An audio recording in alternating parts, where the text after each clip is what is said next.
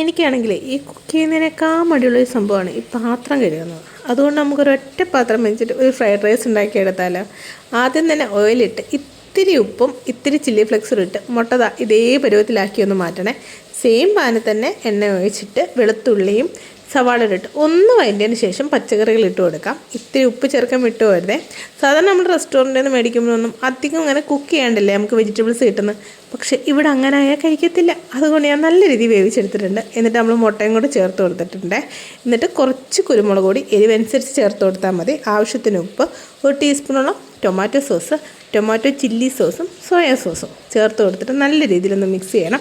Taste എല്ലാം ഒന്ന് balance ആവാൻ ഒരു നുള്ളു പഞ്ചസാരയോടെ ചേർത്ത് കൊടുത്തേക്കാവേ.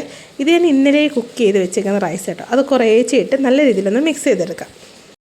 അവസാനം നമ്മൾ എല്ലാം ഒന്ന് മിക്സ് ചെയ്ത് കഴിയുമ്പോൾ സോസുകൾ വല്ലതും കുറവുണ്ടെങ്കിൽ ഇത്രയും കൂടെ ചേർത്ത് കൊടുക്കണം കേട്ടോ. നല്ല മഴയാണ് ഇവിടെ. അതുകൊണ്ട് വോയിസ് ഓവർ കൊടുക്കുമ്പോൾ ബാക്ക്ഗ്രൗണ്ട് മ്യൂസിക് പോലെ മഴയുടെ സൗണ്ട് കേൾക്കാൻ പറ്റുമായിരിക്കുമേ. ഇതുപോലെ ഞാനൊന്ന് ഡെക്കറേറ്റ് ചെയ്തെടുത്തിട്ടുണ്ട്. അടിപൊളിയാട്ടോ. ഒന്ന് ട്രൈ ചെയ്ത് നോക്കൂ. പിന്നെ ഇത് രാത്രിയിലത്തെയാണ്. രാത്രിയിൽ ആമിക്ക് ഭയങ്കര ഇഷ്ടമാണ് പൂരി. അത് കഴിക്കാൻ വേണ്ടിയിട്ടല്ല, ഇതുപോലൊന്ന് പ്രസ് ചെയ്ത് ഉണ്ടാക്കി തരാൻ വേണ്ടിയിട്ട്. അതുകൊണ്ട് എന്നോട് പറഞ്ഞു ട്യൂഷൻ കഴിഞ്ഞ് വരുമ്പോൾ ഉണ്ടാക്കിയാൽ മതി, ഞാൻ പരത്തി തരാമെന്ന്. അതുകൊണ്ട് ഞാൻ വിളിച്ചെന്നാൽ പരത്തിക്കോട്ടെ. അങ്ങനെ നല്ല അടിപൊളിയായിട്ട് പരത്തി തന്ന് സ്വന്തമായി ഉണ്ടാക്കി സ്വന്തമായി കഴിക്കുന്നു.